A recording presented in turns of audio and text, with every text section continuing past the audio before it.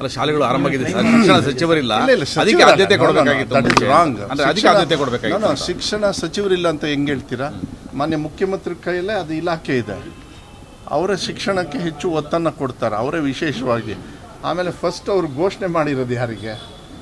ವಿದ್ಯಾರ್ಥಿಗಳಿಗೆ. ಅದನ್ನು ನೀವು ಅರ್ಥ ಮಾಡ್ಕೊಳ್ಬೇಕು. ಶಿಕ್ಷಣ ಸಚಿವರೇ ಇಲ್ಲ ಅಂತ ಹೇಳಿಬಿಟ್ರೆ ಹೆಂಗಾಗ್ತದೆ? ಎಷ್ಟೊಂದು ಸತಿಗೆ ನೀವು ತೆಲಂಗಾಣಲ್ಲಿ ರೇವಂತ್ ರೆಡ್ಡಿಯವರೇ ಶಿಕ್ಷಣ ಸಚಿವರಲ್ಲಿ. ಸೊ ಶಿಕ್ಷಣ ಸಚಿವರಿಲ್ಲ ಅಂತ ಹೇಳ್ಬಾರ್ದು. ಮೊನ್ನೆ ಮುಖ್ಯಮಂತ್ರಿ ಇಟ್ಕೊಂಡಿದ್ದಾರೆ, ಮಾನ್ಯ ಮುಖ್ಯಮಂತ್ರಿಗಳು ಅದನ್ನು ನೋಡ್ತಾ ಇದ್ದಾರೆ. ಅವ್ರ ಇಲಾಖೆಯಿಂದ ಎಲ್ಲ ಬ್ರೀಫಿಂಗು ಕೂಡ ತಗೊಂಡಿದ್ದಾರೆ ಒಳ್ಳೆ ರೀತಿಯಲ್ಲಿ. ಏನಂದರೆ ಟೈಮ್ಲಿ ಯಾವಾಗ ಶುರು ಆಯಿತು ಕ್ಲಾಸಸ್ಸು, ಆ ಟೈಮಲ್ಲಿ ಇನ್ನೂ ಯಾರು ಓದ್ ತಗೊಂಡಿರಲಿಲ್ಲ. ಇದೆಲ್ಲ ಆಗದೆ ಇರೋದು ಸ್ವಲ್ಪ ಗೊಂದಲ ಅಂತೇಳಿ ನೀವು ಅನ್ಕೊಂಡಿದ್ದೀರಿ. ಅದೆಲ್ಲ ಹೈಕಮಾಂಡಿಗೆ ಬಿಡಬೇಕಾಗತ್ತೆ. ಅದನ್ನು ನಿಮ್ಮ ಜೊತೆಗೆ ನಾನು ಚರ್ಚೆನೂ ಮಾಡೋದಕ್ಕೆ ಹೋಗೋದಿಲ್ಲ. ಹೈಕಮಾಂಡ್ ಅವ್ರಿಗೆ ಗೊತ್ತಿದೆ ಏನು ನಿರ್ಧಾರ ತಗೊಳ್ಬೇಕು, ಅದು ಒಳ್ಳೆ ರೀತಿಯಲ್ಲಿ ನಿರ್ಧಾರವನ್ನು ತಗೊಳ್ತಾರೆ.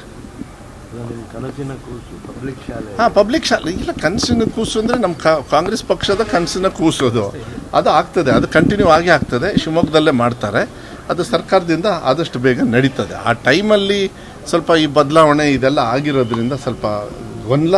ಆ ಕಾರ್ಯಕ್ರಮಕ್ಕೆ ಆಯ್ತೆ ಹೊರತು ಆ ಕಾರ್ಯಕ್ರಮ ನಿಂತಿದೆ ಅಂತ ಹೇಳಲ್ಲ. ಆ ಕಾರ್ಯಕ್ರಮ ಇದೆ. 1,000 ಶಾಲೆ ಏನು ಕರ್ನಾಟಕ ಪಬ್ಲಿಕ್ ಶಾಲೆಗಳಾಗಬೇಕು, ಅದಾಗ್ತವೆ. ಮತ್ತು ಶಿಕ್ಷಣ ಇಲಾಖೆಯಲ್ಲಿ ಇನ್ನೇನೇನು ಬದಲಾವಣೆ ಎಲ್ಲದೂ ಕೂಡ ಚೆನ್ನಾಗಿ. ಫಸ್ಟ್ ಕೇಳಿ, ಇವಾಗ ಕಾಮಕ್ಕೆ ಕೇಳಿ. ಅದೇ ಶಿಕ್ಷಣ ಶಾಲೆಗಳು ಸ್ಟಾರ್ಟ್ ಆಗಿದೆ, ಶಿಕ್ಷಣ ಸಚಿವರಿಲ್ಲ ನಿರೀಕ್ಷೆ.